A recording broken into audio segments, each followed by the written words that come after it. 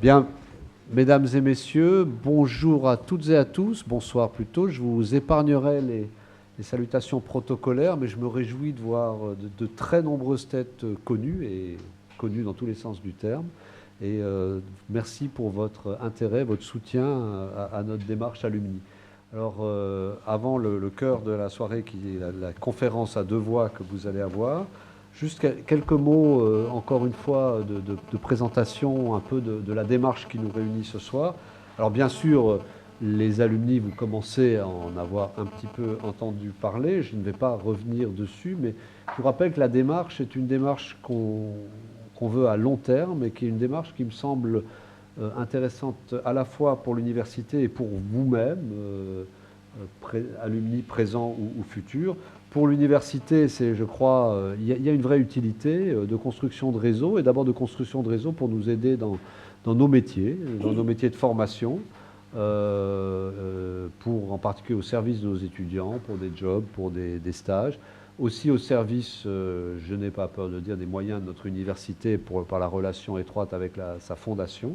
Et puis, quand même, pour vous, anciens de l'université, continuer ce rapport fructueux, fécond avec votre université, qui ne doit pas s'arrêter au jour où administrativement vous n'êtes plus membre de la communauté universitaire comme étudiant, comme personnel également aussi, puisque je rappelle que les alumni s'adressent à nos personnels autant qu'à nos étudiants, et ceci, je rappelle aussi, à toutes les catégories de personnel. Et au-delà de cet aspect peut-être un peu utilitaire, je rappelle que nos réseaux d'alumni sont là pour partager autre chose, partager une fierté peut-être, après tout, de l'université qui nous héberge ou qui nous a hébergés, et peut-être, y compris dans ces moments difficiles, de partager aussi des valeurs et une certaine vision de la société que l'université a encore l'ambition de véhiculer. Tout ça, et bien d'autres choses d'ailleurs, parce que c'est pas du tout fermé.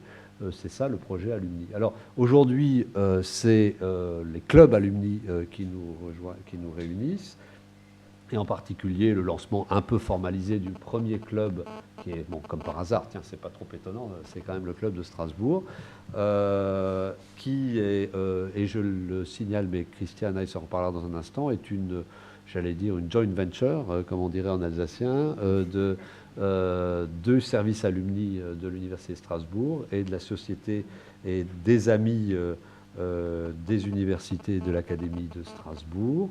Donc je salue le président ici, et c'est sous l'animation vigilante de Christian Heitz que la société se joint à ce travail, et je voudrais en profiter pour saluer l'engagement de la société, qui est un engagement fort ancien, puisque 1920, il me semble, Monsieur le Président. Donc c'est vraiment dès le retour de notre université à la France que la Société des Amis a été créée sur finalement les mêmes principes et les mêmes valeurs qui nous réunissent aujourd'hui, et donc c'est à la fois naturel et souhaitable que la Société des Amis soit plus qu'un partenaire, soit un acteur de premier plan de ces clubs alumni. Alors, de manière plus large, les clubs alumni, ils vont viser à un peu mieux structurer cette on peut appeler, on a peut-être l'ambition d'appeler ça la communauté des anciens, des communautés des alumni, encore une fois, qui regroupe pas seulement les anciens diplômés, mais également les personnels, et ceci dans divers lieux, ça doit en France, mais aussi à l'étranger. Et c'est un peu à la fois une animation locale et aussi la possibilité pour les membres du club d'être les ambassadeurs de leur université sur leur lieu de résidence. Nous souhaitons que ces clubs soient créés plutôt à l'initiative des personnes qui sont des anciens sur divers sites. Ce n'est pas nous qui allons parachuter des responsables dans divers endroits. On fera tout pour motiver évidemment les gens qu'on connaît. Mais les projets commencent à se faire jour. Il y a des projets Paris, bien sûr. Je pense qu'à Paris, c'est indispensable. Mais bien sûr Bruxelles également, qui sont Paris et Bruxelles sont des clubs dont la création devrait être possible encore en 2015. Les projets en cours, et si vous avez d'autres idées, bien sûr, en particulier l'équipe du service est à votre écoute. Il y a Barcelone, Dakar, Lyon, et puis également New York, sur lequel il y a des contacts, et ce ne sont que quelques exemples. Je pourrais citer aussi Tokyo, par exemple, où il y a des anciens de la JSPS avec lesquels on devrait travailler. Enfin, il y a plein d'idées où je pense qu'on peut assez rapidement créer des antennes et des clubs. Alors pour que vous puissiez participer à ces clubs et plus généralement aux activités de notre réseau alumni, qui sont d'ailleurs décrites dans les dépliants qui sont à l'entrée. Je pense en particulier à une des activités les plus exemplaires aujourd'hui, c'est le parrainage étudiant, qui rencontre un assez grand succès, mais comme on a 44 000 étudiants, il reste quelques places. Je crois qu'on a besoin de vos inscriptions, c'est-à-dire qu'on a besoin de savoir où vous êtes et comment on peut vous joindre pour vous proposer les activités. Donc, encore une fois, n'hésitez pas à vous inscrire et à faire inscrire vos amis, comme on dit dans ce genre de réunion, à notre réseau alumni.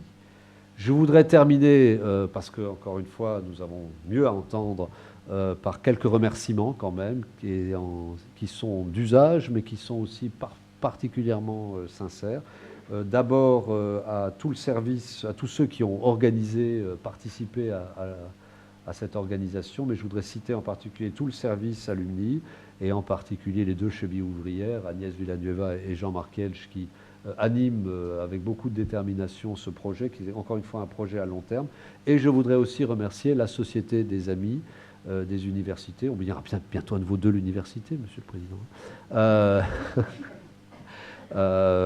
C'est-à-dire en particulier son président, Monsieur le professeur Tempé, et puis Christiane Heitz, une complice. Nous sommes complices depuis un certain temps sur divers chantiers, et je suis vraiment ravi qu'elle soit à mes côtés aujourd'hui pour vous présenter ce nouveau projet. Et puis je voudrais terminer en vous remerciant tous et toutes, mesdames et messieurs, pour votre présence aujourd'hui.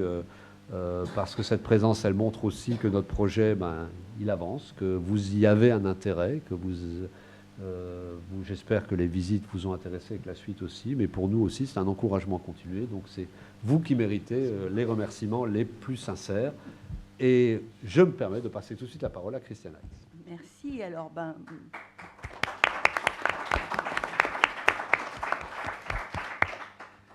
moi aussi, je voudrais vraiment remercier sincèrement toutes les personnes présentes, parce que, en étant là, vous montrez l'intérêt que vous manifestez à toutes ces démarches, et notamment à ce club alumni Unistra. Et puis, je profite de l'opportunité pour dire quelques mots complémentaires de ceux d'Alain sur la Société des Amis de l'Université de l'Académie de Strasbourg, effectivement fondée en 1920, mais il faut préciser à l'initiative du président de la République, Raymond Poincaré. Et il avait fixé comme objectif et affiché comme objectif servir le rayonnement de l'Université de Strasbourg. Et servir le rayonnement de l'Université de Strasbourg, c'est encore ce qui nous anime bien aujourd'hui. Bon, il y avait une autre ambition que j'aimerais bien rappeler aussi du président Poincaré, c'était de positionner Strasbourg à la frontière de l'Est comme étant, par son université notamment, mais aussi par d'autres actions, le phare intellectuel de la France. Et ça aussi, je trouve que c'est important de s'en souvenir pour positionner Strasbourg aujourd'hui avec son université. Parmi les actions qu'aujourd'hui porte la Société des Amis des Universités, le soutien au démarrage du travail du réseau alumni, des prix de thèse, des prix de fin d'études à des étudiants méritants mais qui sont désignés par l'université, des soutiens à des publications, à des colloques pour les enseignants-chercheurs ou des chercheurs de l'université, les entretiens des universités. C'est une action qui est pérennisée chaque année en invitant à Strasbourg, à l'université, un ou parfois deux conférenciers de très haut niveau, prestigieux, qui partagent par une présentation ouverte à tous leur niveau de connaissance ou de compétences.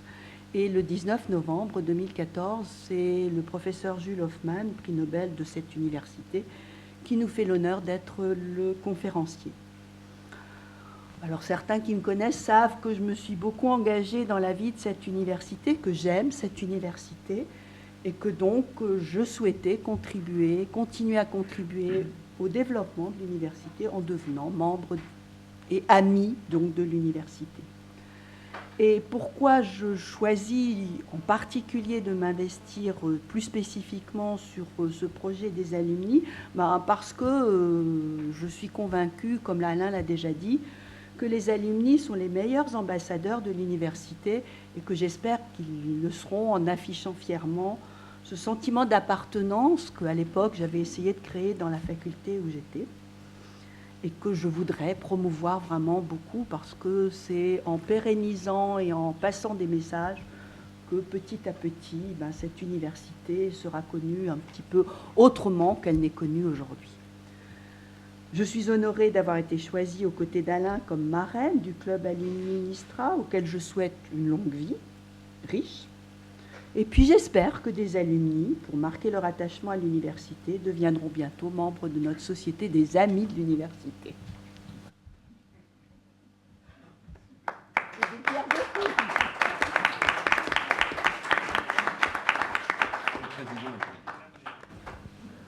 Merci Christiane.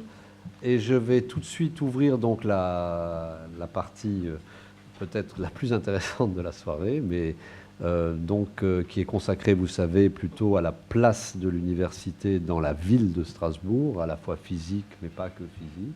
Et on a la chance d'avoir un exposé à deux voix, deux points de vue, un point de vue interne de l'université, un point de vue de la ville vers l'université, un point de vue de l'université vers la ville.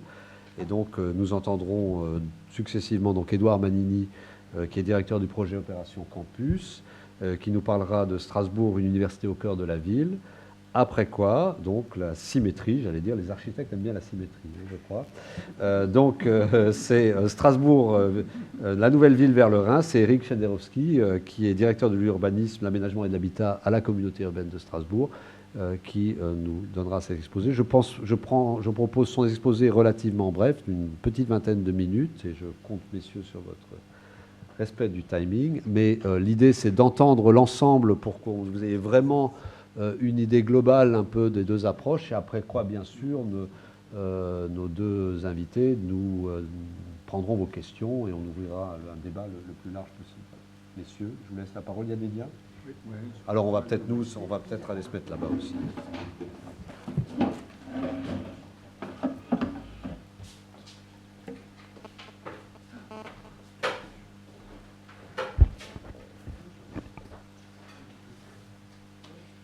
Ça marche pas. Un diaporama qui peut pas quitter help.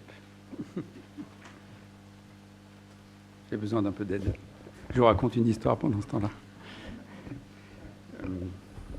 D'abord, bonjour. Donc, je m'appelle Édouard Manini, je suis directeur du projet Campus. Et quand j'ai préparé ce diaporama il y a à peu près 5 ans,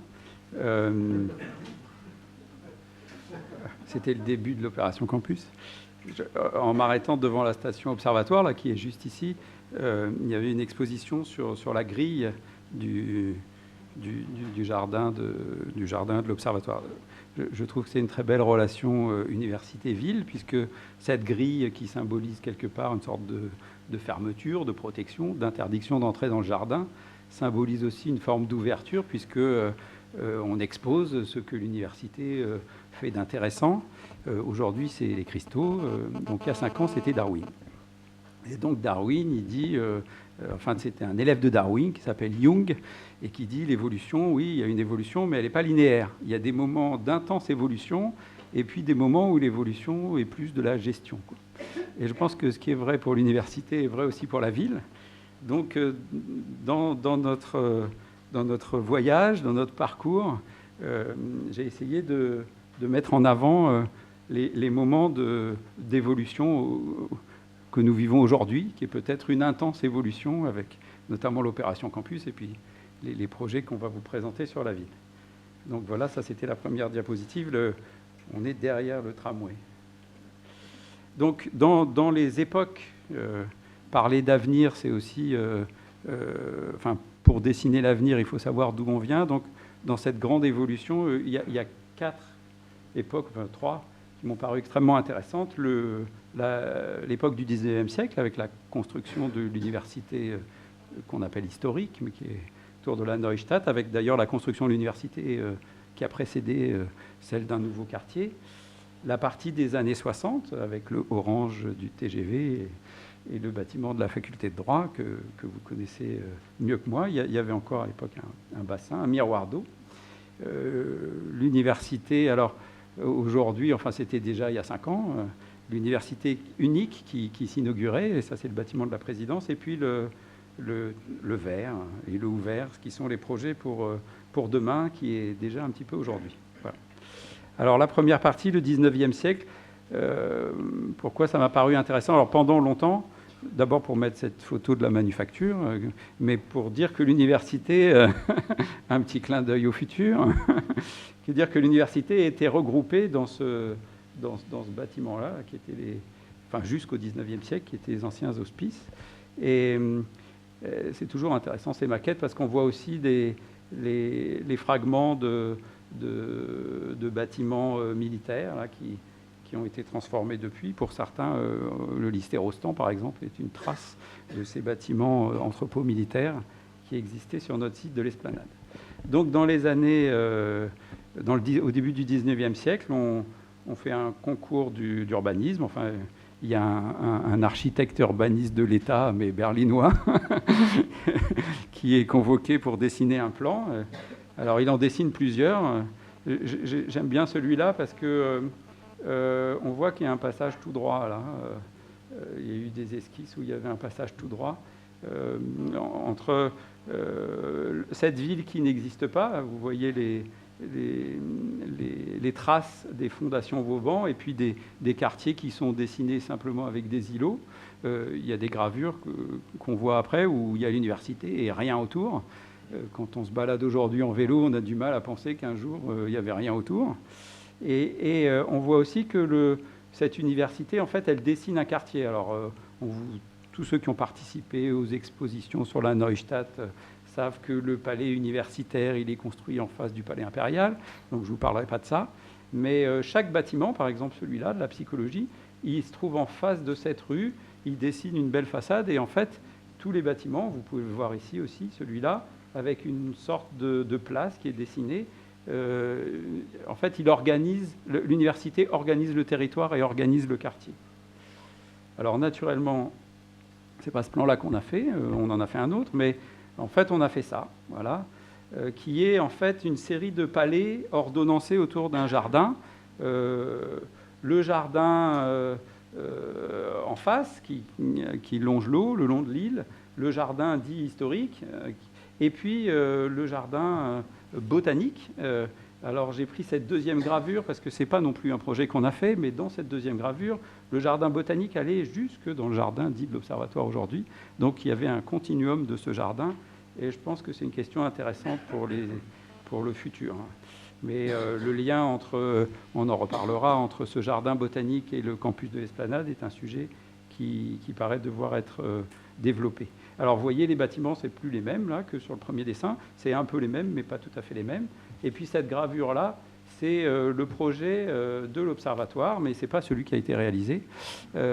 Tout ça pour vous dire que, il faut du temps et puis des hésitations.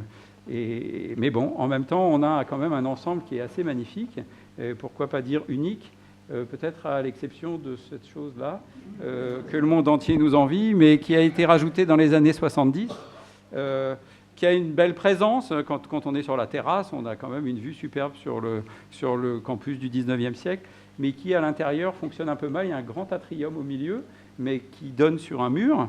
Il y a des jardinières, là, sur cette façade qui est plein nord, qui n'ont pas vu la première Marguerite, parce qu'ils sont plein nord.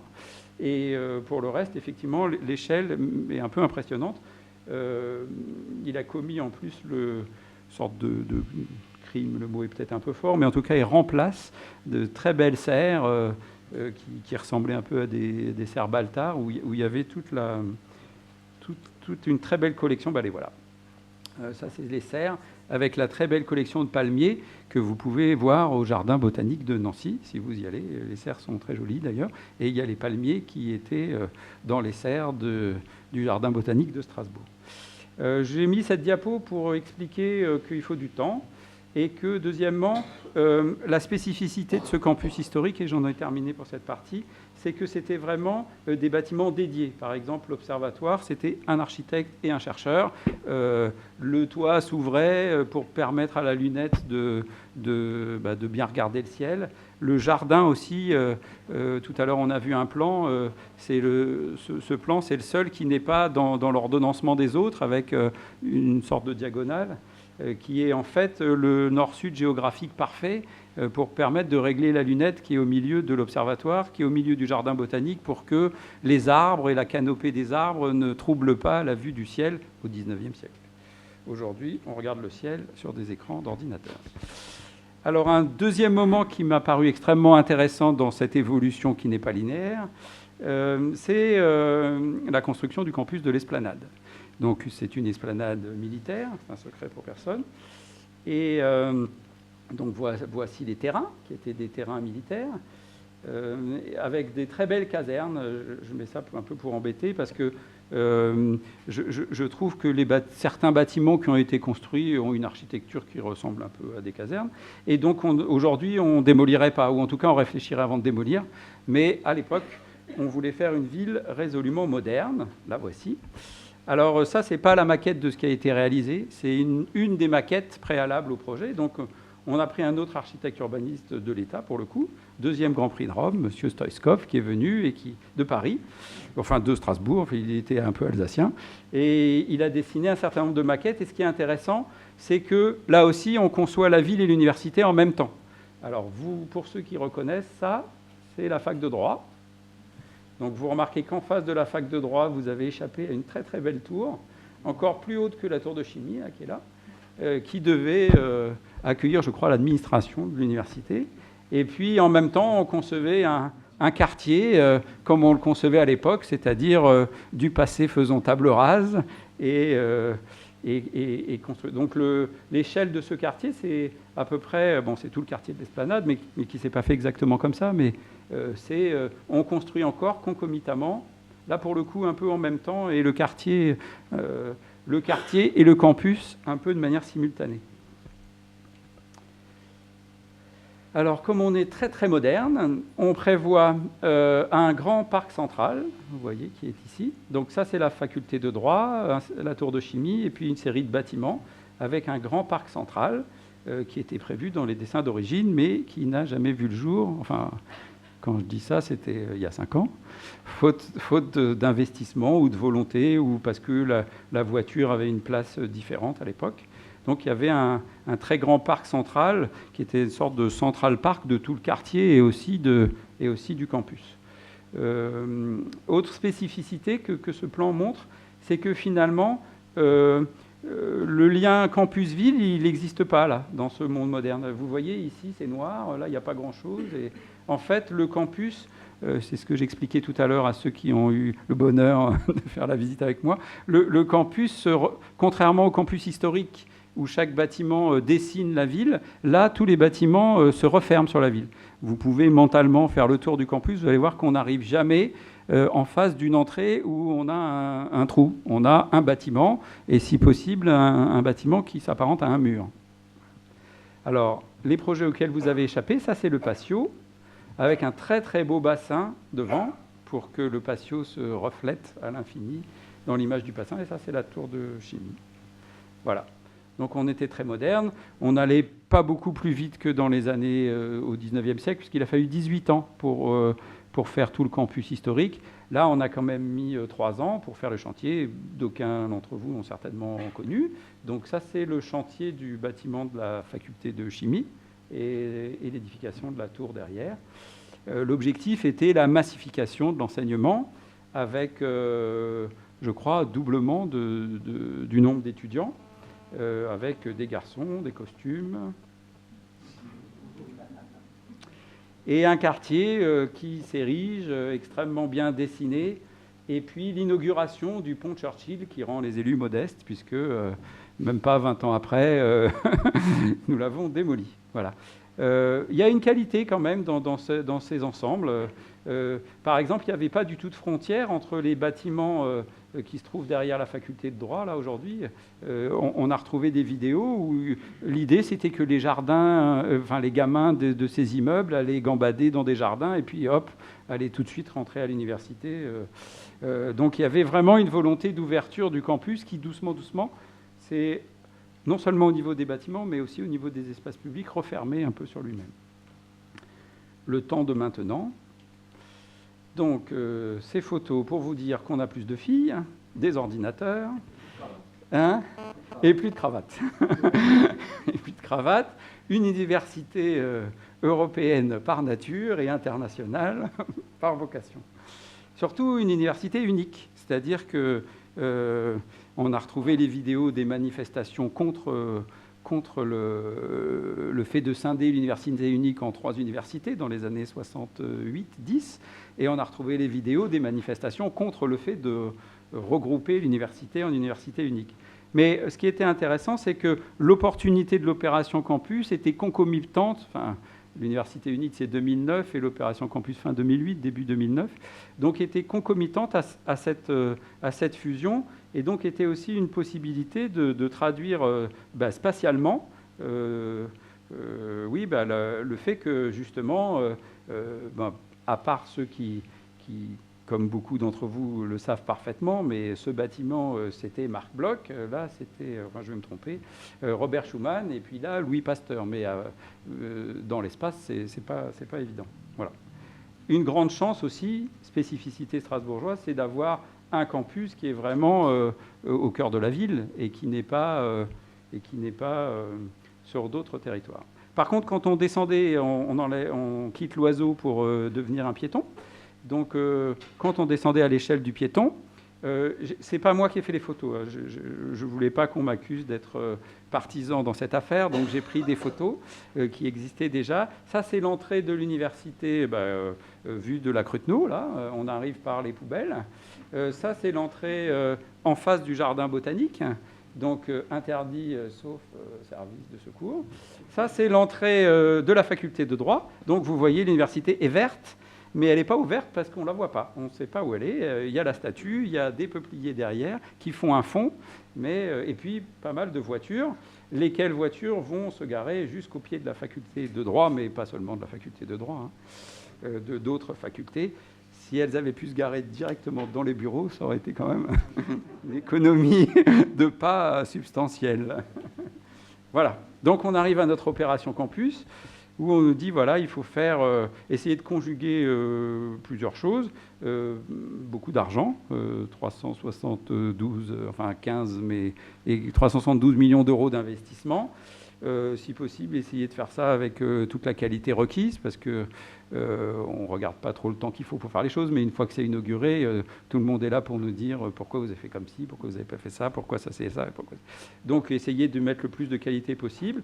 Et puis, un délai, alors, ceux qui rêvaient qu'on allait faire ça en 3 ans étaient des rêveurs, mais je pense qu'une bonne dizaine d'années, c'est le temps qu'il faudra pour réaliser cet ensemble, en essayant de combiner tout ça, c'est-à-dire, dans notre esprit, j'en profite pour faire un clin d'œil à Alain Béretz, dans notre esprit commun, il fallait à la fois... il y avait ce concours qui était gagné, mais il fallait avoir une vision, une ambition, le décliner en actions concrètes réalisables tout de suite, et en même temps voir comment on allait pouvoir étaler les autres actions dans le temps pour ne pas transformer le campus. Imaginez qu'on ait couvert le campus de Grue, 2 chantiers en même temps, etc. Je pense que ce fut un peu difficile. Voilà. Donc on a essayé d'avoir une méthode que je qualifie de projet ouvert, mais je n'ai pas le temps de développer, qui était en fait d'utiliser le dessin non pas comme un outil bien sûr comme un outil de représentation du territoire, mais aussi comme un support de discussion et de co-élaboration des choses. Donc un plan de situation. Donc le campus est ici, ça c'est le campus historique, ça c'est tout ce dont va nous parler notre ami Eric. Le tram qui est là, pour vous dire que dans notre esprit, le centre historique et la cathédrale, mais il y a une sorte de déplacement du centre. c'est ce rectangle de tram. Donc le tram part en doigt de gant desservir tous les quartiers, mais ça, c'est l'endroit où on croise tous les trams. C'est-à-dire qu'il y a plusieurs lignes sur la même voie. Et donc, c'est une forme de bon, je pense que ça, c'est la nouvelle centralité strasbourgeoise, même si j'aime pas trop ces termes, parce que centre, ça veut dire périphérie, et périphérie, ça veut dire mis au banc d'une lieu, exactement. Mais en tout cas, il se passe des choses autour de là. Et vous voyez que le campus, ça représente quand même je sais pas, un bon tiers de cette affaire. Donc, c'est pas rien dans la ville. Voilà. Donc, toujours, on grossit le dessin. Donc, on fait un premier plan à la main. Alors, pourquoi à la main? Parce que si on dessine avec des ordinateurs, on a l'impression que les bâtiments sont construits. Donc, comme c'était un support pour discuter avec les habitants, les associations de quartier, les enseignants, les chercheurs, les étudiants, on montrait qu'on était ouvert dans la discussion. Mais bon, on peut regarder le détail de ce plan-là. Il y a peu de choses qui ont évolué. Alors, l'idée du projet, c'était de retrouver sur le campus de l'Esplanade qui était bâti dans les années 60, mais qui s'était encore densifié par de nouveaux bâtiments, de contrats de projet État-région, contrats de plan, etc. Donc à chaque contrat de plan, je les ai tous regardés, il y avait toujours un poumon vert à la fin, mais qu'on n'a jamais fait. On a fait tous les bâtiments, mais on n'a pas fait le poumon vert ou la coulée verte ou le cœur vert, enfin il y avait tout un tas de noms. Donc l'idée, c'était de retrouver la même qualité, comme j'expliquais tout à l'heure, puisque tous ces bâtiments étaient fermés sur la ville et qui s'ouvraient sur un espèce de centre en creux avec des grandes façades vitrées, et bien, autant que ça soit ça la ville, c'est-à-dire que le cœur du campus soit un morceau de ville. Pardonnez mon terme, même si c'est au bénéfice des étudiants, des enseignants et des chercheurs, c'est-à-dire un espace public ouvert à tous. Et donc, nous avons, avec Alain, choisi quelque chose qui nous a valu un peu des critiques, mais qui aujourd'hui a du sens, choisi de commencer par les espaces publics. Alors, pour plusieurs raisons. La première, c'est que pour faire consommer 375 millions d'euros en rénovation de bâtiments, c'est mieux d'avoir des programmes, et on n'en avait pas beaucoup. Donc il fallait quand même avoir un temps pour faire toutes ces études, pour discuter avec tous les bénéficiaires de ce qu'on allait faire à l'intérieur des bâtiments. On en reparlera tout à l'heure, mais peut-être que ça, on peut le mutualiser, peut-être que ça, on peut le faire avant, peut-être que ça, on peut le faire différemment. Et puis la seconde, donc il y avait une dimension un peu tactique, c'est qu'il nous fallait gagner du temps pour faire les études, et que la seconde, c'est que si on n'avait pas fait les espaces publics en premier, il est fort à parier qu'on ne les aurait pas fait. C'est-à-dire qu'on aurait fait tous les bâtiments et puis on aurait gardé le 1% paysage pour la fin et il n'y aurait eu plus de sous à la fin. Il y aurait toujours un qui ait dit « et moi, on a oublié ma composante ». Donc c'était important de commencer par les espaces publics. L'autre aspect qui était encore plus important, c'est que c'était dans notre esprit ce qui permettrait un changement le plus visible du campus. D'ailleurs, ça se voit. Pardon. Et surtout, un changement qui concernait tout le monde. Il ne concernait pas une composante en particulier. Parce que si on avait commencé par la chimie, pourquoi la chimie? Si on avait commencé par les lettres, pourquoi pas les maths, etc. Alors que là, l'espace public, ça concerne tout le monde. Effectivement, on a eu un grand nombre de mails en nous disant pourquoi pas commencer par mon labo, puisque mon problème est quand même beaucoup plus important que le problème des autres. Mais bon, ça, il fallait gérer et ça a été géré. Donc, une volonté d'avoir une vision globale, un espace public fait en premier, et puis un certain nombre de liens avec la ville. Donc, à travers ce dessin, j'ai essayé de faire tous les traits où on pouvait traverser le campus sans rencontrer aucun bâtiment. Ben, il n'y en a pas. C'est impossible. On ne peut pas aller d'un bout à l'autre du campus sans rencontrer quelque chose qui nous barre la route, entre guillemets. Donc, on a essayé le plus, peut-être un peu là, mais on n'arrive pas tout à fait. Là, on arrive en face du McDo, là, donc il n'y a pas de rue. Et ici, on est en face du jardin botanique, donc il n'y a pas de rue non plus.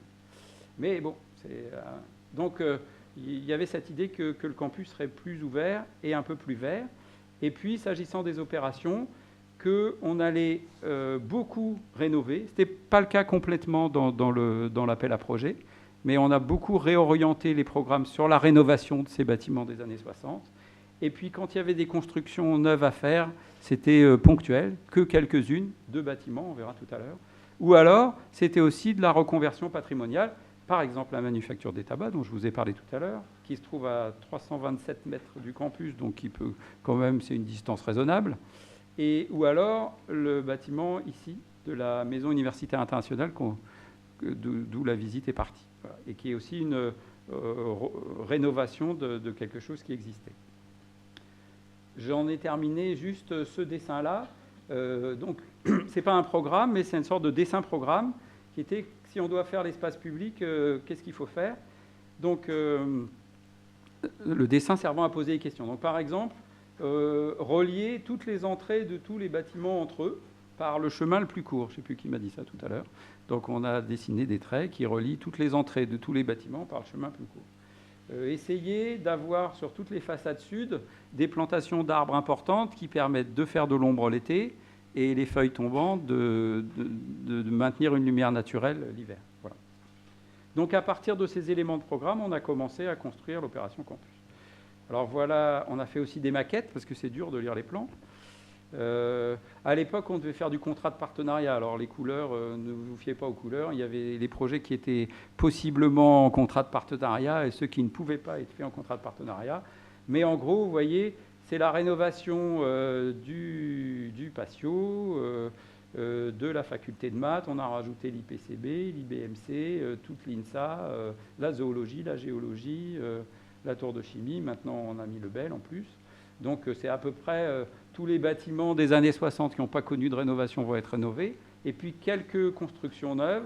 Ici, alors sur des portes, donc toujours en lien avec la ville, quelques bâtiments avec des programmes intéressants, mais j'y reviendrai tout à l'heure, qui étaient des programmes vraiment ouverts sur la ville. Donc une bibliothèque, juste parce qu'ici il y a le tram, avec une maison de l'étudiant où on a regroupé les deux programmes alors qu'ils étaient un peu séparés. Pour que depuis la ville, on puisse voir qu'à l'université, ça bouge, c'est réveillé, y compris le samedi, ça travaille le dimanche, etc. La même chose avec le sport. La rénovation de l'intégralité de la cité U Paul Appel.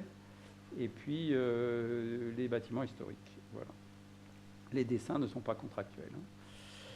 Alors, au niveau faisabilité, j'ai presque terminé. Si on veut transformer tout ça en verre, il fallait d'abord régler la question des voitures. Et donc j'ai remis les mêmes photos. Là, c'est les photos prises au même endroit que tout à l'heure, les premières. Mais une fois les travaux terminés, donc vue du tram, là, derrière la faculté de droit, il n'y a plus de voitures, mais elles existent toujours. On a inventé une entrée ici, on rentre, on tourne, on traverse le campus, on sort par là. Donc il y a au niveau quantité de stationnement le même nombre, mais par contre, elles sont mieux rangées.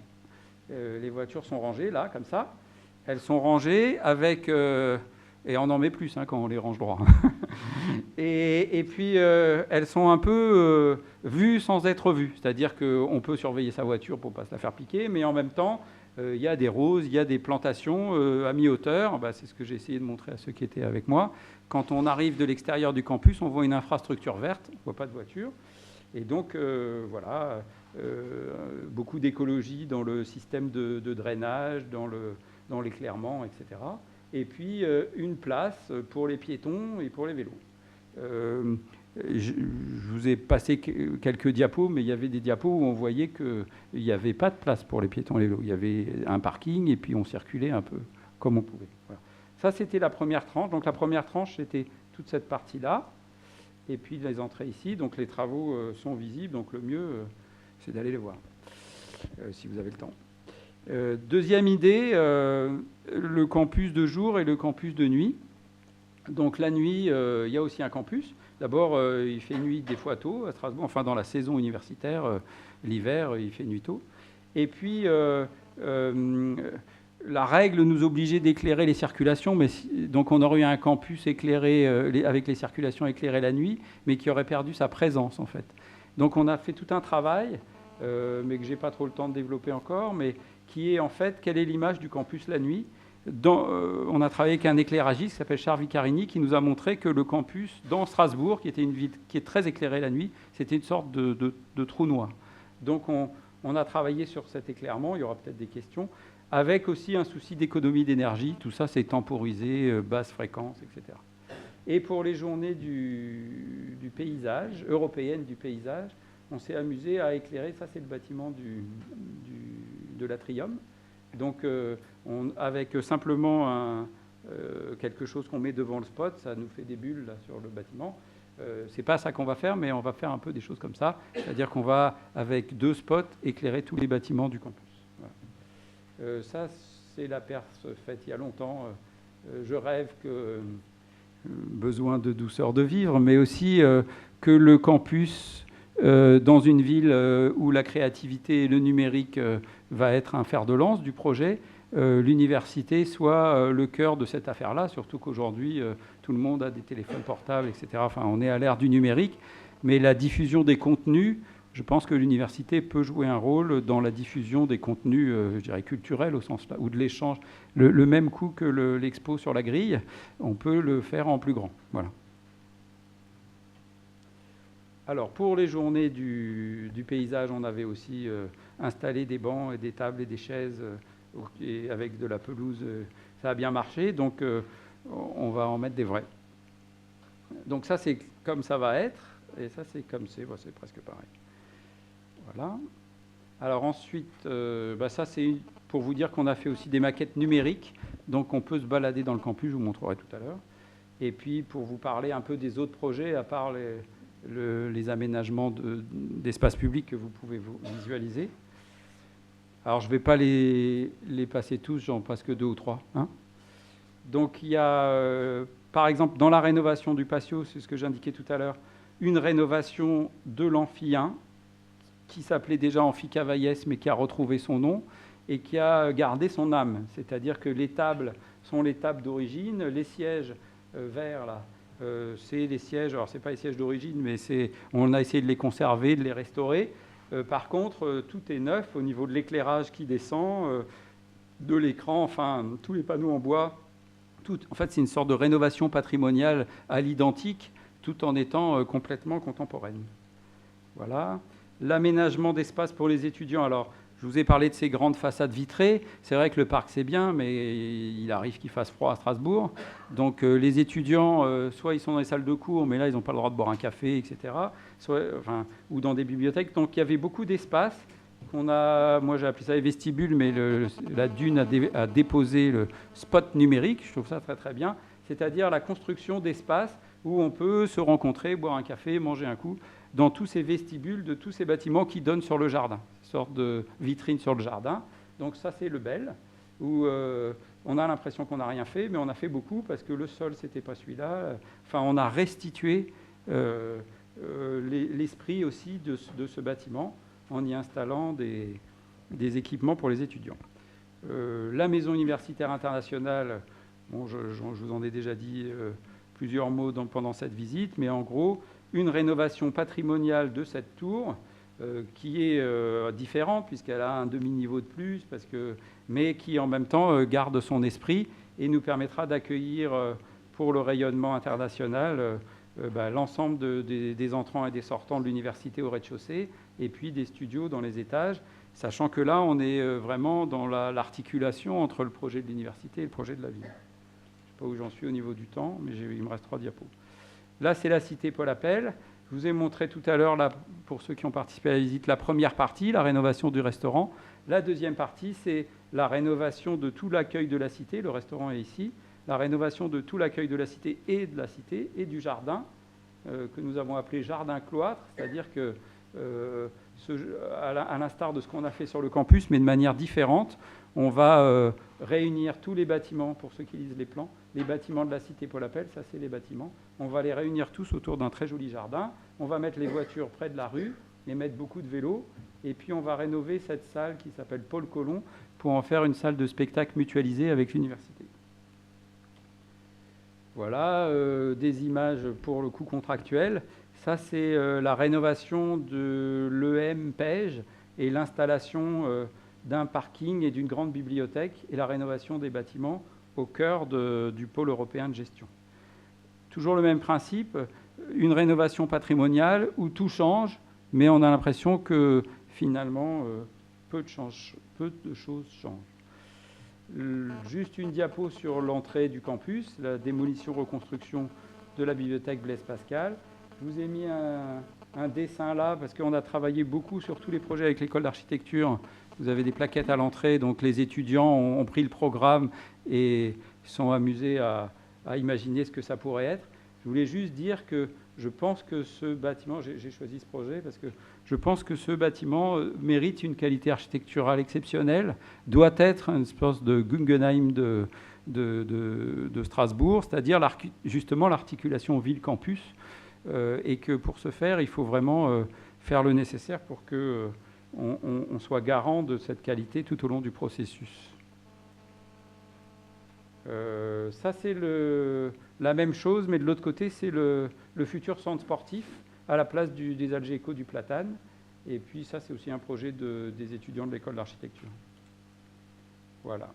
Il y a des projets scientifiques, notamment la démolition-reconstruction de l'insectarium à l'IBMC, et puis des logements pour l'accueil des chercheurs avec un faculty club.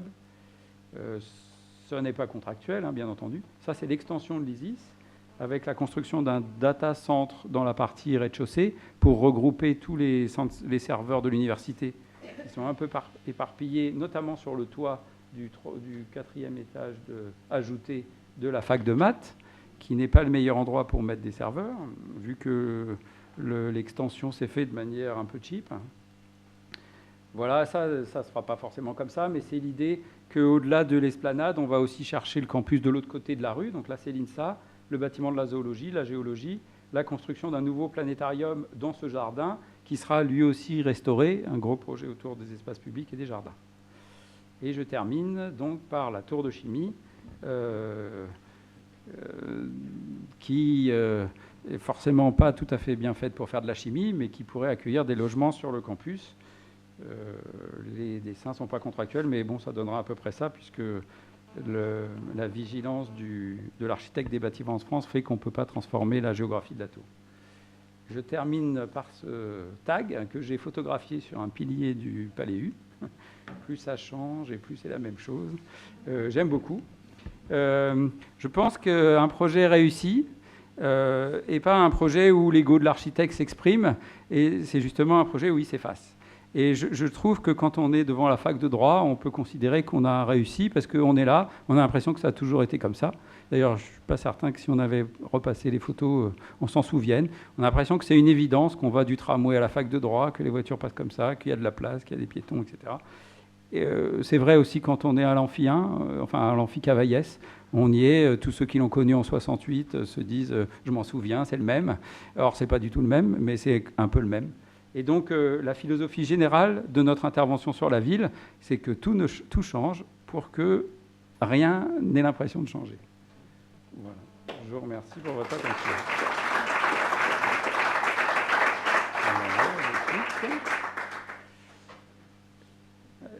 Pendant que je vais m'asseoir, il y a un petit film qui devrait marcher si ça marche. C'est juste pour parler plus longtemps. Alors, on va juste voir si le petit film fonctionne.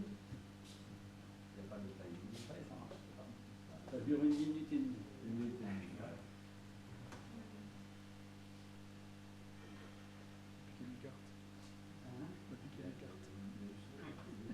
Il n'y a pas de son, il faut chanter. En fait, c'est la relation entre l'urbanisme, enfin la ville et l'université, avec un focus sur le campus de l'Esplanade. J'ai remarqué que les étudiants ou les parents d'étudiants, quand ils doivent... Que les parents d'étudiants, quand ils doivent inscrire leurs étudiants à la fac, vu de Shanghai ou vu de Nancy, ils visitent le campus de manière virtuelle. Et donc, ça nous permet de faire une visite du campus de Strasbourg une fois l'opération campus terminée. La ville a un film similaire. On a même travaillé pour fusionner les films, pour qu'on puisse, de Google, partir de la planète, arriver à Strasbourg, visiter Strasbourg et ensuite rentrer dans le campus. Tout ça sur son téléphone portable. Bon, ça permet aussi de visualiser un peu les transformations en cours ou en projet au fur et à mesure qu'elles se réalisent. Voilà, rénovation de l'IRMA, rénovation du bâtiment de mathématiques. On avait imaginé un temps mettre un hôtel des chercheurs, mais on a choisi de le mettre ailleurs. Les bibliothèques, avec la construction du Learning Center, enfin de la bibliothèque à l'entrée des sciences, on va regrouper les différentes bibliothèques pour en avoir que 3 ou 4 ou 5, mais en tout cas beaucoup plus efficientes.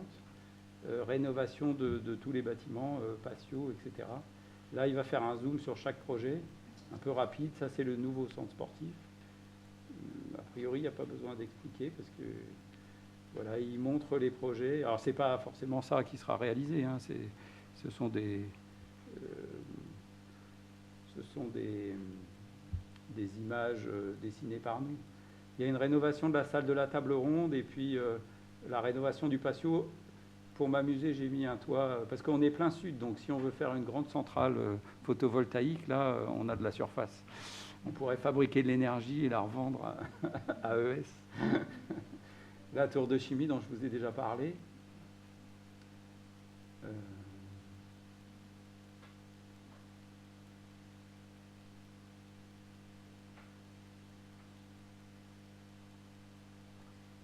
on peut peut-être accélérer. Ouais. Tu peux éteindre. T'appuies sur plus. Et jette. Tu l'as remis là. Bon. Peut-être un peu d'aide. Comme on a dit, on écoute Eric Jadowski maintenant et puis après la parole vous sera donnée. Je sais pas ce que tu fais pour sortir. Les handicapés de l'informatique.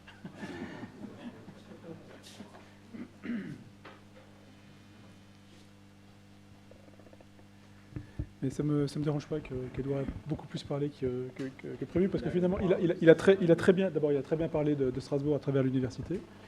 Et en plus, je trouve que c'est important que ce projet qui est vraiment au cœur de la ville.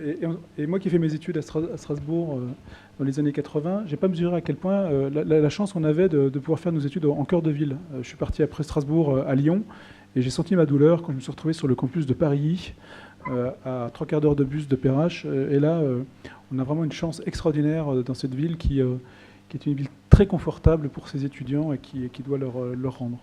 Mais ouais, j'aime bien l'idée également pour que Strasbourg doit être une ville très confortable, et c'est un peu le projet.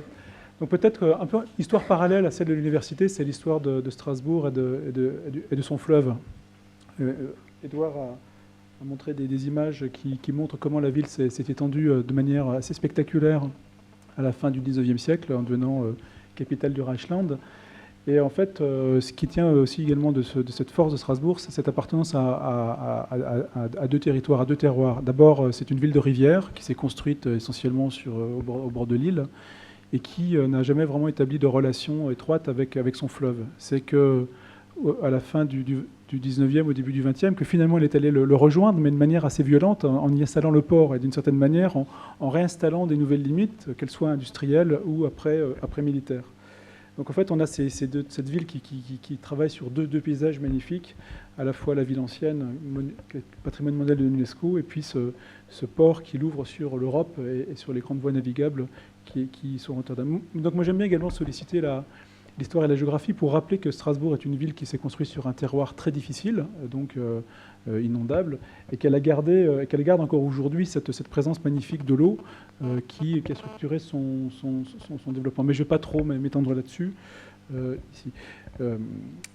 Ce Rhin, aujourd'hui, qui est passé du statut de frontière naturelle à celui de frontière industrielle, mais parfois militaire. La frontière politique n'a pas toujours été une frontière militaire. Il y a eu parfois effectivement des différences d'organisation politique, mais pas toujours aussi violentes et tenues par les militaires. Et donc l'histoire qui se raconte aujourd'hui, c'est comment cette ville de rivière devient une ville qui s'ouvre sur le fleuve. Une ville de culture rhénane très, très profonde à une ville qui va essayer de rejoindre le fleuve. Et j'aime bien cette image-là qui finalement est celle que tu reprends quand tu parles de l'université, parce qu'on a un état de la ville en 1871, d'une ville enfermée dans les remparts de Vauban, qui en l'espace de 10-15 ans va complètement changer de physionomie et mettre en place tout ce qui vont être les ferments du développement de la ville moderne qu'elle est aujourd'hui. C'est-à-dire la suppression de l'enceinte de Vauban pour remplacer par une nouvelle enceinte qui va tripler la surface de la ville, qui va organiser une ville nouvelle dédiée à l'accueil d'une nouvelle population et à une nouvelle fonction de rôle de capitale du Reichsland Alsace-Moselle, construite autour de ce magnifique ensemble urbain qu'est l'axe République-Université, mais pour laquelle l'université sera posée pratiquement au départ comme un un des morceaux d'urbanité très fort de la ville. Donc en fait, cette ville nouvelle se construit à partir de ces grands axes qui vont l'ouvrir qui vont organiser les relations est-ouest et qui vont mettre en place tous les bassins, tous les ports qui vont ouvrir la ville progressivement sur le Rhin. Je ne reviens pas sur ce plan qu'Edouard a commenté, mais par contre on prend un extrait qui est la partie sud, qui s'installe au sud de la ville avec ces bassins qui permettent de sortir le port de la ville ancienne. En même temps que l'université va quitter les bâtiments anciens de la vieille ville, finalement le port va également quitter la vieille ville pour s'installer sur le long des canaux qui seront réalisés à partir de 1885. Très vite, des ports qui vont être également dépassés, puisque finalement la technologie des bateaux avance très vite et il faut réinstaller des nouveaux ports sur le Rhin. Et donc cette période-là nous a légué tous ces bassins, également ces très beaux bâtiments portuaires qui sont aujourd'hui en cours de réhabilitation et que Edouard a également montré. Très rapidement, donc je vais passer là-dessus, mais pour montrer que finalement cette histoire longue également de cette ville qui change sans jamais changer, mais qui est dont la transformation est inscrite pratiquement dans l'étape précédente. Si aujourd'hui il y a l'université, si les Allemands ont pu construire l'université ancienne, c'est parce qu'il y avait des remparts de Vauban qui offraient des territoires libérés pour construire et maîtriser le territoire. Et puis on voit progressivement cette ville qui va s'ouvrir vers le sud en installant le port le long des bassins. Donc on voit que ces choses se passent de manière très progressive, avec une étape très importante à la fin du début du XXe siècle, qui est l'ouverture de la ville autour de la place de la Bourse et finalement de la future place de l'Étoile, et qu'à l'est de la ville, sur les terrains d'esplanade, les militaires verrouillent toujours le territoire et ont gardé d'énormes emprises autour de la citadelle. Et c'est que finalement l'université allemande, elle est en situation à la fois centrale, mais toujours en situation de limite par rapport à la ville ancienne. Et c'est qu'à partir finalement de cette progressive ouverture le long des bassins, mais surtout la spectaculaire transformation de la ville à partir des années 70 sur les terrains militaires, dont la libération va permettre finalement à la ville centre d'occuper pratiquement tous ces habits qui sont dessinés à l'intérieur des bassins. Donc on voit également ici en quoi le campus dessine pratiquement cette ville nouvelle de manière très imbriquée avec le campus de l'Esplanade, avec le quartier d'Esplanade. Donc aujourd'hui, la ville a remis un pied le long de ces bassins et après avoir mené ces projets qu'ils l'ont mené pendant 20 ans, ce qui est assez court par rapport au temps de la ville, maintenant l'emmène plutôt au bord du Rhin avec l'extension du tramway qui s'engage dont les travaux ont commencé maintenant il y a 6 mois.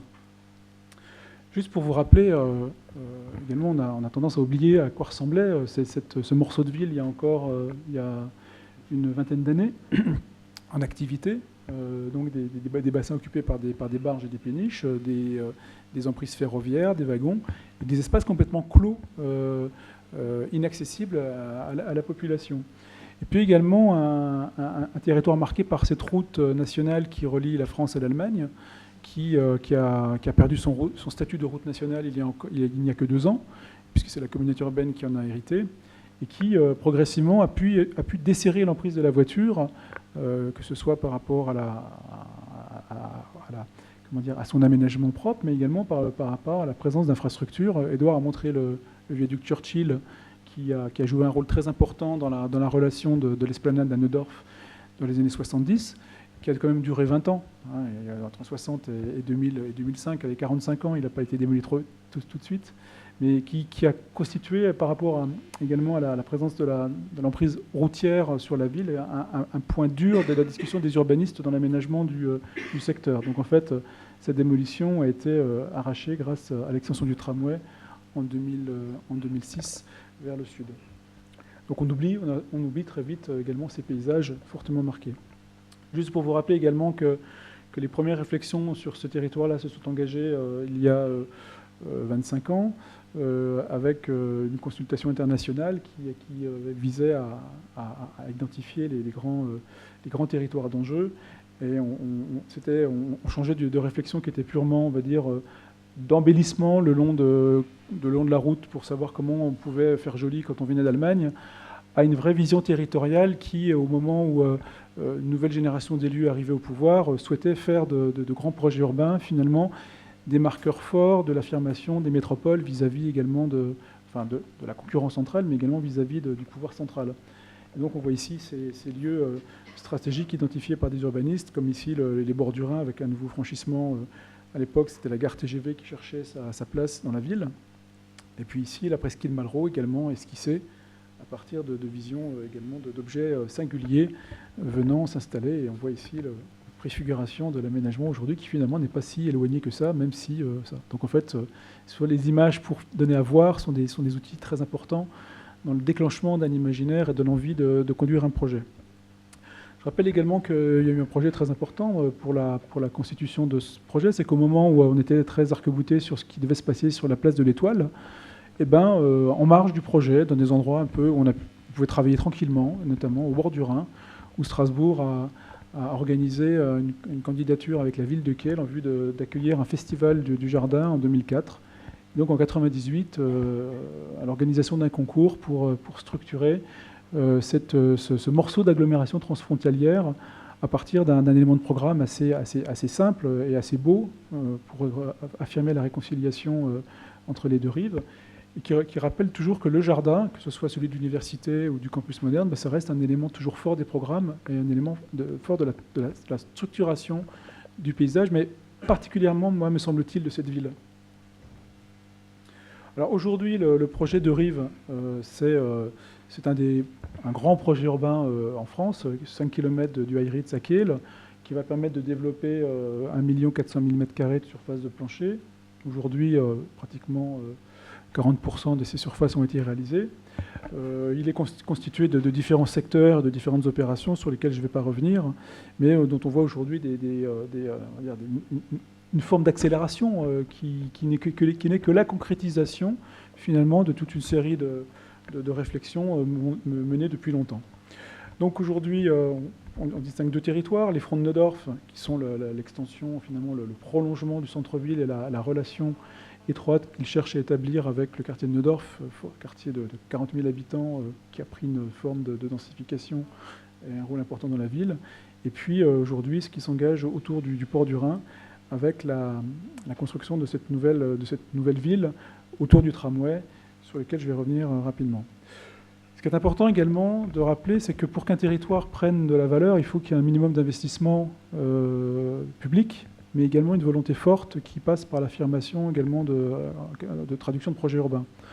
On se rend compte qu'on a investi énormément d'argent public pendant les 10 dernières années, que ce soit des grands équipements, médiathèques, bâtiments d'archives, mais également des infrastructures nouvelles, réaménagement de la route du Rhin en boulevard, reconstruction de ponts ou construction de nouveaux ponts, de passerelles.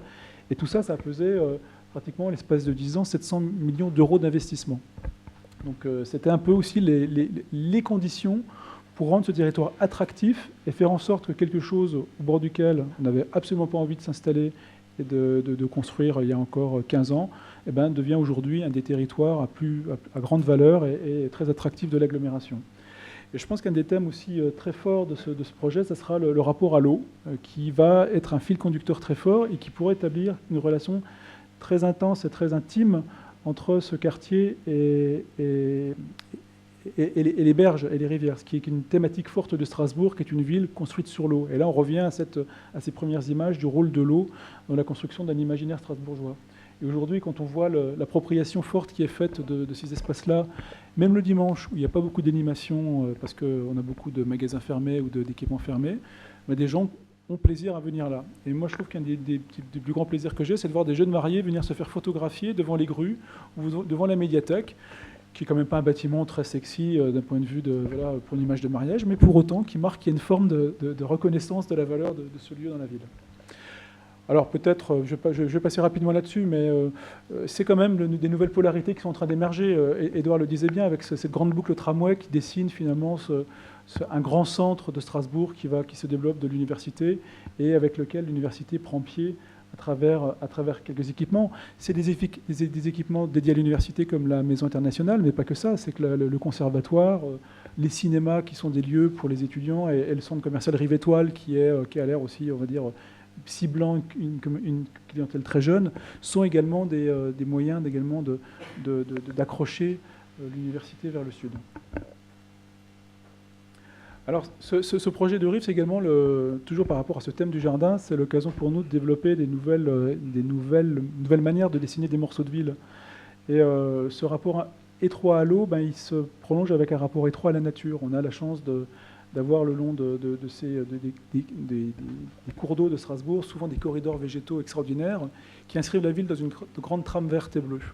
Et notamment, les bassins sont un élément de liaison fort dans la trame verte entre l'Allemagne et puis les magnifiques corridors qui accompagnent l'île et la Bruche à l'ouest, qui permettent de rejoindre les Piémonts des Vosges.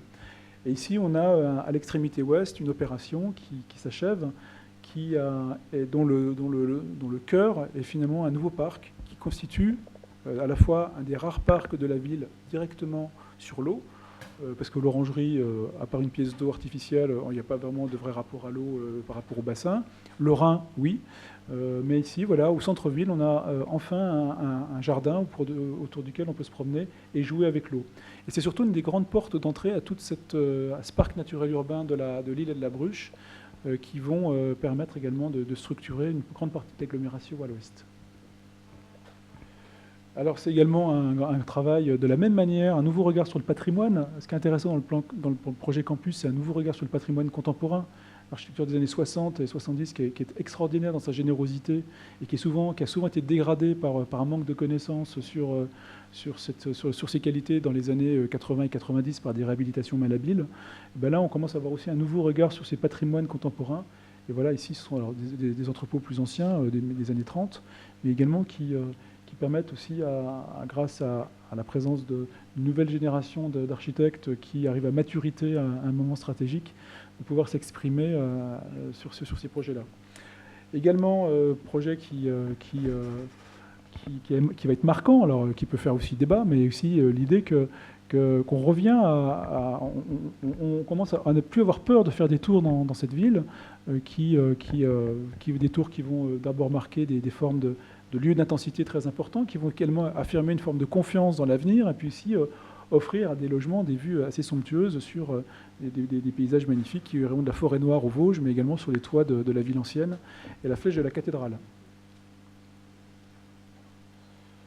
Également cette avenue qui change également de visage et qui aujourd'hui, grâce aux aménagements paysagers et à un gabarit assez généreux, va pouvoir permettre d'accueillir tous ces nouveaux bâtiments. Je vais passer assez vite pour dire un peu également les thèmes qui nous font travailler. C'est dans l'idée d'offrir une ville diverse qui permette d'offrir un maximum de situations et de répondre à toutes les demandes de logement. C'est ici, voilà, par exemple, des nouvelles échelles, des nouvelles densités qui se développent. Ici, on regarde souvent la grande hauteur avec crainte, mais c'est également des nouvelles villes, des nouvelles perspectives qui s'offrent sur la ville avec cette nouvelle ville, et puis surtout une nouvelle urbanité qui est en train de se jouer, finalement un nouveau plaisir de ville qu'on est en train d'essayer de retrouver, et qui va se jouer énormément sur la qualité des usages et sur la présence des jardins. Juste une petite image pour revenir sur la ville qui va nous occuper maintenant pendant les 20 prochaines années. Et ce grand projet qui va permettre de réaliser, qui constitue une des plus grandes réserves de logements de Strasbourg pour les 20 prochaines années, qui va permettre enfin de construire un morceau de ville autour d'une extension du tramway, ce qui n'a jamais été fait aujourd'hui à cette échelle-là, qui va surtout permettre maintenant d'accrocher Strasbourg à sa voisine Kehl et de fabriquer cette agglomération transfrontalière, internationale qu'il a beaucoup été, on va dire, grâce à ses grands équipements et à son université, mais qui va enfin prendre corps aussi par rapport à son urbanisme. Et l'urbanisme va incarner enfin la dimension internationale de Strasbourg. Je n'irai pas plus loin, parce que je pense que maintenant tout le monde a envie soit de poser des questions, soit d'aller boire un coup.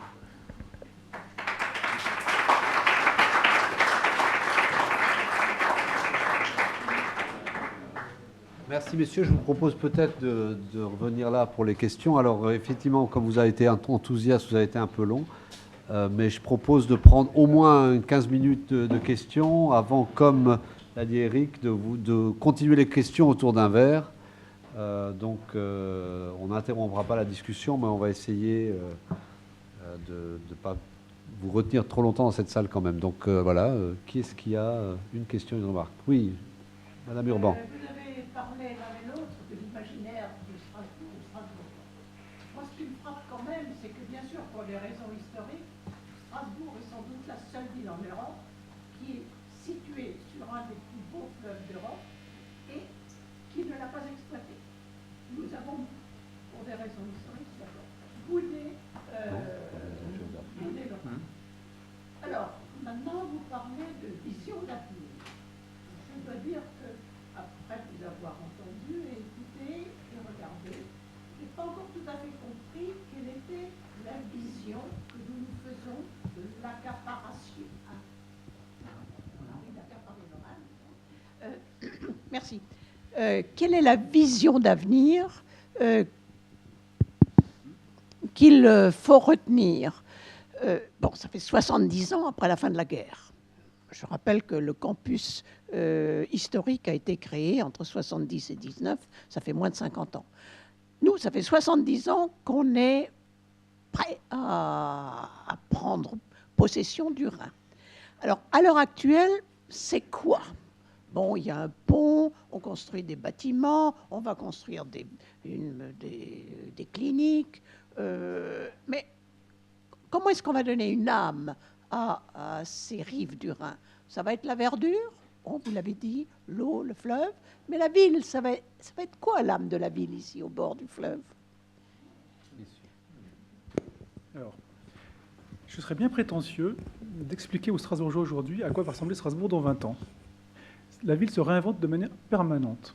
Aujourd'hui, ce qu'on fabrique au bord du Rhin, c'est d'abord un espace public généreux, qui a commencé à se construire avec le jardin et qui va se poursuivre progressivement. Aujourd'hui, on met des ferments, on plante des petits cailloux qui doivent après permettre de fabriquer cette ville qui va se construire au bord du Rhin. Aujourd'hui, je suis incapable de dire comment seront les bords du Rhin dans 50 ans. Par contre, on crée les conditions pour que les choses puissent se passer dans l'avenir. Et donc, je pense qu'il faut fabriquer une ville réversible, une ville qui place quelques éléments qui laisseront un futur possible qui se construit de 15 ans, en 20 ans, en 25 ans. Aujourd'hui, tous ceux qui ont été capables de dire à quoi va ressembler la ville dans 50 ans, eh bien, ils se sont tous trompés.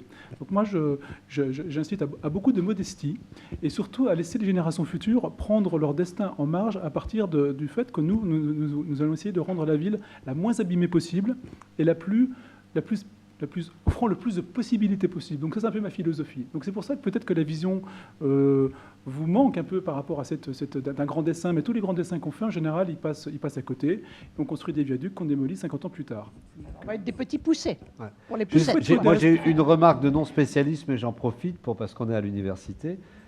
Il me semble qu'une des raisons principales pour laquelle Strasbourg s'est jamais construite sur le Rhin, vous l'aviez dans une des premières diapos d'Éric, c'est que le Rhin, c'était pas un fleuve, c'était une sorte de marécage immonde, avec des inondations, avec une demi-douzaine de bras, et c'était totalement invivable. Et Strasbourg s'est construite à un endroit légèrement élevé, avec une rivière, pour qu'on puisse mettre des barges. Donc, il faut aussi parler à nos géographes, il faut parler à nos spécialistes de l'hydrologie, j'en profite, l'université, c'est là pour ça aussi. Et c'est l'explication principale, c'est ça, c'est le Rhin ancien, c'est pas un fleuve canalisé comme aujourd'hui, c'est une plaine inondable.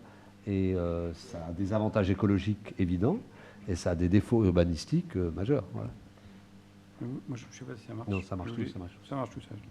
Je voulais juste dire un mot, je ne sais pas si je vais répondre à votre question, mais dans le document qu'on vous a laissé à l'entrée, je ne l'ai pas évoqué, mais j'y ai pensé quand...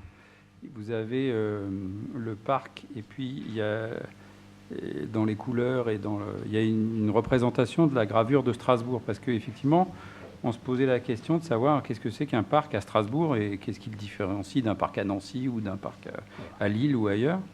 Et justement, on s'est dit, mais c'est ce rapport assez particulier à la forêt, à la nature, etc., avec un rapport d'un côté extrêmement...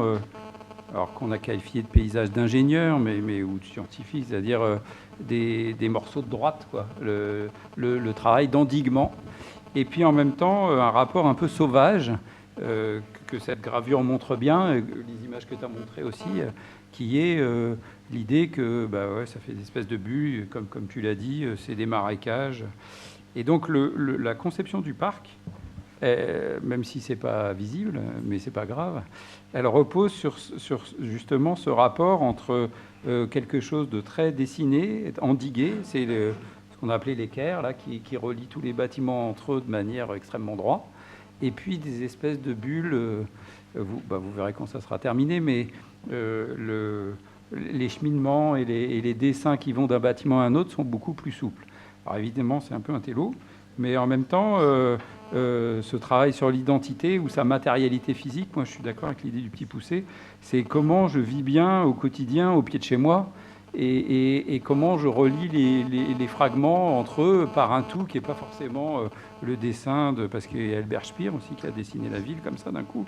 Donc c'est plutôt des fragments qui font sens quand on les colle entre eux. Et je trouve que les deux exposés, ils étaient vraiment très liés, il y avait beaucoup de points communs. Question, remarque, ou votre avis simplement, c'est pas obligatoirement une question. Oui, je t'en prie. Alors le micro est là pour qu'on puisse enregistrer vos remarques, puisque ce film restera pour l'éternité. Merci. Je voulais simplement me demander si finalement c'était un bien pour la ville, sinon pour l'université, que le recteur de l'époque n'ait pas accepté de prendre à sa charge tout le terrain militaire, puisqu'on a scindé la citadelle, n'est-ce pas, avait été offerte à l'université. Je crois que c'est monsieur le recteur Magnien avait trouvé que c'était vraiment trop énorme et on a pu construire ces différents bâtiments civils. Alors, est-ce que c'est au profit de la ville ou pas? Ça, c'est pas facile. C'est pas facile comme question. Par contre, ce qui est intéressant, c'est que ça a permis de... Alors, déjà, l'île université est déjà très importante. Si vous imaginez si ça avait été 3 fois plus... Moi, je pense que c'est pas évident. D'abord, je ne sais pas si c'est une légende ou pas, cette histoire de la part offerte à l'université, mais c'est une très bonne question. Alors, pour le président d'université, c'est sûr, et j'ai quand même vécu le début de ma carrière universitaire à Illkirch, donc je connais aussi l'intérêt. Il y a aussi des intérêts, il ne faut pas non plus...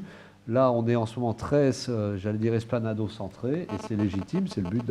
Mais il ne faut pas oublier que, je prends un exemple, un jour, on n'aura peut-être plus le droit de faire de la chimie en centre-ville. Ou alors en la filtrant d'une manière... ça n'est pas... Et puis aujourd'hui, vous voyez bien l'évolution du campus historique. Qui se souvient que ce qui est la psycho aujourd'hui, c'était la chimie. Et ça fait longtemps que c'était plus possible de faire de la chimie dans ce bâtiment. Et l'autre épisode, à nouveau, de manque de d'une vision programmatique qui est, je pense, la modestie de nos architectes les honore, la fameuse tour de chimie. Enfin voilà, je veux dire, c'est très beau, mais enfin, faire de la chimie avec la distillation des solvants au 3e étage, aujourd'hui même, un étudiant de première année vous dira que ça ne tient pas la route. Et la légende qui dit que c'était prévu pour exploser de côté et pas vers le haut et le bas. Non, mais c'était ça, il paraît. C'est quand même... les cloisons latérales étaient réputées faibles, de façon à ce que, si jamais il y avait une explosion, ça n'altère pas la structure du... Mais il n'en reste pas moins qu'aujourd'hui, c'est pas anormal non plus que des bâtiments vivent et soient pas justement strictement programmés pour une destination. Aujourd'hui, qui est de la psycho... Dans l'Institut de chimie, c'est très bien, c'est l'évolution de l'université. Mais aujourd'hui, la biotechnologie, par exemple, on a besoin de halls de technologie. Moi, j'ai aucun endroit sur le campus d'Esplanade où faire un hall de technologie. Il faut aller à Illkirch. Oui. À propos de ce campus historique, dans les années 90, au début des années 90, il était fortement question d'enlever les grilles qui étaient en mauvais état et de créer un parking. Beaucoup de collègues souhaitaient pouvoir mettre leur... oui, dans les années 90, mais je ne sais pas s'il marche, oui, on m'entend plus. Juste pour qu'on enregistre, en fait. Donc ce qu'on appelle maintenant les jardins historiques ont bien failli devenir un parking. Elles étaient un parking. Et elles étaient un parking. Il y avait Exactement. Et il y a eu fort heureusement une offre de demande. Avez-vous des projets pour l'université, ce qui concerne... Et alors, l'université Louis Pasteur, à l'époque, a fait la demande d'un projet de jardin s'entourant de la DRAC et des choses comme ça, et nous avons obtenu des crédits pour que les jardins redeviennent ces jardins historiques. On ne les appelait pas du tout d'ailleurs jardins historiques. Hein. C'était... Et on s'est fait gronder par des collègues, justement à propos des voitures et tout ça. C'est très récent. Hein, en tant qu'usager, je dois dire que cette pression de la voiture, ça n'est pas qu'une anecdote. Enfin, avec Édouard, on a beaucoup travaillé ça. Je dois dire que le projet avait ceci de provoquant, le projet d'Édouard et de son équipe, c'est, voilà, pour être très clair, de virer la voiture du campus, hein, quand même, de la suite de ce que tu décris pour les jardins historiques. C'est pas évident sociologiquement, hein. Les collègues, comme tu l'as dit, ils veulent garer la voiture dans le bureau, hein. Et surtout à Strasbourg, hein, on ne prend pas les transports, hein. Mais moi j'ai l'impression, voilà, que de temps en temps, il faut aussi pas que laisser faire les gens, de temps en temps il y a des principes à afficher, et ça commence à marcher. Je n'ai, franchement, moi qui suis le réceptacle de toutes les protestations les plus véhémentes, ça vient chez moi. Depuis qu'on a viré les voitures, là, donc dans les 3 derniers mois, j'ai pas eu un courrier, hein, là-dessus. Pas. Et normalement, c'est moi qui les ai. Hein. Donc je peux vous dire que même si tout le monde n'est pas ravi, voilà, il y a un changement de paradigme dont je pense qu'on peut être assez fier d'y avoir participé, mais c'était pas évident. Hein. Je voulais dire une chose, répondre finalement. Effectivement, c'est difficile de dire si on aurait fait autrement, est-ce que ça aurait été mieux ou pas. Mais il y a quand même 2 choses. La première, c'est que quand on n'a pas de limite, on consomme tout l'espace. Donc je trouve que c'est pas mal finalement que cet espace soit un peu contraint. Il faut quand même avoir en tête que 44 000 étudiants, là, c'est la population de Haguenau. Donc c'est-à-dire la 3e ville de l'Alsace, ville moyenne, à l'échelle d'un quartier. Donc ça fait quand même des flux, etc. Je ne suis pas certain que ça soit une bonne idée d'avoir encore plus de place. Et la deuxième chose, c'est par rapport à l'histoire des grilles et de la limite. Je trouve que quand il n'y a pas de limite, c'est un vrai problème. Je pense que l'idée qu'il y ait des espaces différents, distincts, témoins de leur époque, et puis qu'on aille de l'un à l'autre, et que ça ne soit pas forcément la ville faite en un seul coup, que d'aujourd'hui on soit capable de penser à 2062. Je trouve que c'est bien que chaque génération apporte une pierre à l'édifice, contribue à faire une pièce urbaine, et puis qu'on puisse passer de l'une à l'autre. Je trouve que c'est intéressant. On va peut-être prendre une dernière question. Après, petit moment solennel et on va boire un coup. Voilà. Qu'est-ce qu'il y a encore, une question ou une remarque? Oui, je t'en prie. Oui, il y a encore une grande... et du reste, ça a été évoqué, puisque une grande partie de certains bâtiments serait amenée à quitter le centre-ville. Il y a une parcellisation thématique, une distribution au niveau des différents campus. Est-ce qu'il y a, à l'heure actuelle, une réflexion sur une restructuration globale permettant de créer un campus scientifique, chimie, biologie, intégré, tenant compte des nouvelles exigences de l'évolution de la science? Bon, je vais répondre brièvement, mais Édouard peut compléter. Je pense que c'est ce qu'on fait avec les limites je reprends les termes des architectes. On ne va pas tout prévoir, surtout en sciences. Ce qui nous a fait beaucoup de mal, c'est les bâtiments prévus par les utilisateurs. Non, mais moi, j'ai connu ça à Fac de Pharma quand on est arrivé en 1980. Un plan qui avait été fait en 1973, la moitié des gens qui avaient fait le plan, ils n'étaient plus là. Donc et avec les couleurs et tout, hein, tout était prévu. Donc voilà, il faut aussi une modestie par rapport à la commande. Mais globalement, pour ne pas être trop long là-dessus, oui, on est obligé pour des contraintes techniques, parce que en particulier les sciences expérimentales, c'est extrêmement exigeant techniquement, à spécialiser les campus. Cronenbourg, c'est plutôt chimie-physique aujourd'hui, hein, surtout la physique et une partie de la chimie. Et on voit que les sciences de la vie, je prends ça de manière très large, et les sciences de l'ingénieur sont plutôt à Heidkirch. C'est le fruit, ça n'est pas que le fruit d'une programmation soviétique, c'est aussi le fruit un peu du hasard. Ça a beaucoup d'avantages techniques. Là, je ne parle pas aussi de la confrontation entre les entreprises et les facs et les écoles d'ingénieurs et les IUT à Heidkirch. Mais ça a un inconvénient que tu citais dans ta question, c'est l'avantage de l'esplanade, c'est la totale pluridisciplinarité, qui est un idéal de notre université. C'est bien pour ça qu'on a refusionné. C'est pour ça, c'est pour qu'il n'y ait plus ces barrières de discipline.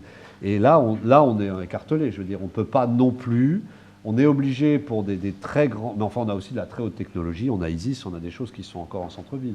Mais je crois qu'on n'échappera pas à des campus semi-spécialisés pour des questions logistiques. Je ne sais pas ce que vous en pensez, mais ça me semble incontournable. Moi, j'aime bien l'idée de palais.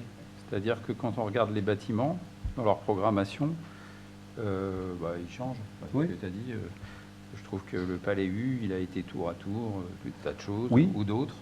Donc, à l'exception peut-être des activités qui nécessitent de la technologie du type paillasse, effectivement avec des ventilations tout à fait particulières, on a essayé que tous les programmes répondent bien sûr à la demande d'aujourd'hui, mais aussi à la demande de demain sans la connaître. Voilà. Donc, plus les bâtiments sont simples, avec des pièces qui peuvent se transformer, je suis assez d'accord avec l'idée que le truc pour le photocopieur qu'on a acheté il y a 2 ans et quand on livre le bâtiment 3 ans après, c'est plus le même modèle, le sur-mesure, ça marche pas trop. Surtout pour des bâtiments universitaires, il vaut mieux des choses qui puissent se transformer. Maintenant, c'est sûr que la chimie ou les trucs un peu lourds, il vaut mieux le faire dans des sites adaptés pour ça. On citait la continuité. Voilà. Le Palais U, c'est le Collegiumgebäude, c'est-à-dire c'était quand même le bâtiment dans lequel on n'avait pas besoin d'installation spécifique. C'était déjà comme ça à l'époque. Et tous les bâtiments qui sont derrière sont des bâtiments sciences spécifiques. Institut de chimie, institut de botanique, institut de physique, observatoire, station sismologique, où il fallait des bécanes et même une architecture qui va avec. Non, rien de nouveau sous le soleil. On aura toujours besoin de bâtiments déspécialisés, où c'est la connaissance, des étudiants qui bougent, des bibliothèques, tout ça, ça se balade. Et puis des bâtiments dans lesquels il y a de la très haute technologie. Et les bâtiments du campus historique sont de très haute technologie pour l'époque. L'architecture de l'observatoire, etc. Bon, écoutez, je vous propose peut-être, tant mieux si vous avez encore des questions, on continue. Mais avant de vous laisser partir, juste Christiane et moi, nous allons signer, on va se mettre là. On va signer devant vous, sur votre témoignage, donc la déclaration d'intention de création du club alumni, parce que je vous rappelle qu'on est là pour le club alumni. Donc voilà, nous allons signer cette déclaration d'intention qui ira dans les archives de l'université, scellée dans un... Qu'est-ce que le club alumni? C'est merveilleux, c'est un document historique. On me donne ça. Merci. Voilà, donc ça c'est le premier club alumni. J'espère qu'il y en aura bientôt beaucoup d'autres.